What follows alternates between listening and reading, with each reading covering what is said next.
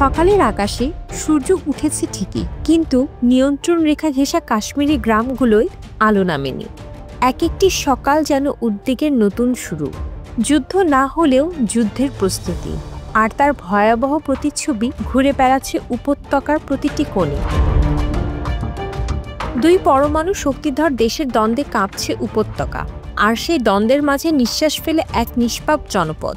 শান্তির আশায় প্রার্থনার হাতে হাত রাখে তারা, কিন্তু প্রতিটি মুহূর্তেই বুক ধড়ফড় করে কবে কোথা থেকে নেমে আসবে আগুনের বিস্ফোরণ। কাশ্মীর এখন সময়ের কাঁটায়, ঠিক এক বিস্ফোরণের দূরত্বে দাঁড়িয়ে। ভারত নিয়ন্ত্রিত কাশ্মীরের পাহাড় ঘেরা চুরান্দা গ্রামের একটি স্কুল। ভোরবেলা স্কুলের শিক্ষার্থীরা প্রার্থনা করতে জমা হয়। তাদের প্রার্থনায় এক বিশেষ আকুতি শোনা যায়। বাতাসে দোল খাওয়া আখরোট গাছ আর পাখির ডাকের শব্দ যেন কামানের গর্জনে ঢেকে না যায়। ছাত্রছাত্রীরা প্রতিদিনের মতোই ক্লাসে অংশ নিচ্ছে, কিন্তু শিক্ষকের চোখে স্পষ্ট এক উদ্বেগ। শিক্ষক ফারুক আহমদ বলেন, অভিভাবকদের মধ্যে ভয়ের ছায়া আরও গভীর হয়ে উঠেছে। সম্প্রতি পর্যটকদের উপর প্রাণঘাতী হামলার পর নিয়ন্ত্রণ রেখার এলওসি দুই পাশের মানুষজন ভয় পাচ্ছেন আর আশঙ্কা করছেন এই উত্তেজনা হয়তো সংঘর্ষের দিকে চলে যেতে পারে। এই আতঙ্কে প্রতিটি মুহূর্ত যেন শ্বাসরুদ্ধকর। সীমান্তের চুরান্দা গ্রাম থেকে পাকিস্তান ও ভারতের তল্লাশি চৌকিগুলোতেও মোতায়েন দুই দেশের সেনাদের দেখা যায়। সেখানের মানুষেরা জানে এই ভূখণ্ড কেমন করে গোলার আঘাতে কেঁপে ওঠে। গত কয়েক দশকে সীমান্তের সংঘর্ষে এখানকার 18 জন বাসিন্দা প্রাণ হারিয়েছেন। এখানে প্রত্যেক ছেলে খেলার মাঠের চেয়ে বেশি চেনে বাংকারের পথ।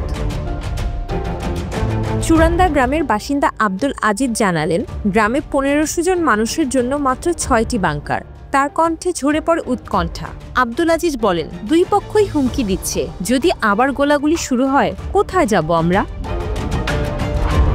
সীমান্তের ওপারে পাকিস্তান নিয়ন্ত্রিত কাশ্মীরের চকতি গ্রামে চলছে প্রস্তুতি। লোকজন পাহাড়ের ঢালে তৈরি করছে সুরক্ষিত আশ্রয় কেন্দ্র। নামাজের আগে এক বিরতিতে প্রতিবেশী 73 বছর বয়সী মোহাম্মদ নাজির বলেন, আমরা ভয় পাই না, আমাদের প্রতিটি সন্তান প্রস্তুত।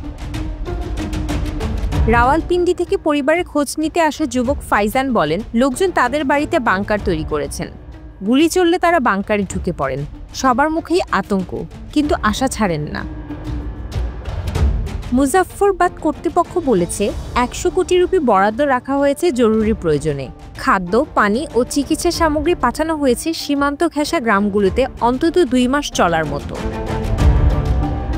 এদিকে নিরাপত্তাজনিত কারণে পাকিস্তান নিয়ন্ত্রিত কাশ্মীরে বন্ধ করে দেওয়া হয়েছে সব মাদ্রাসা। সড়ক ক্ষতিগ্রস্ত হলে দ্রুত মেরামতের জন্য সরিয়ে আনা হয়েছে যন্ত্রপাতি। উদ্ধারকারী ও সিভিল ডিফেন্স কর্মীরা আছেন সর্বোচ্চ সতর্কতায়। রেড ক্রিসেন্ট প্রধান গুলজার ফাতিমা বলেন, আমরা অন্তত 500 পরিবারের জন্য তাঁবু, রান্নার সামগ্রী, চিকিৎসা সরঞ্জাম সহ আশ্রয় শিবির প্রস্তুত করছি। যুদ্ধ শুরু হলে স্থানান্তর করতেই হবে বহু মানুষকে।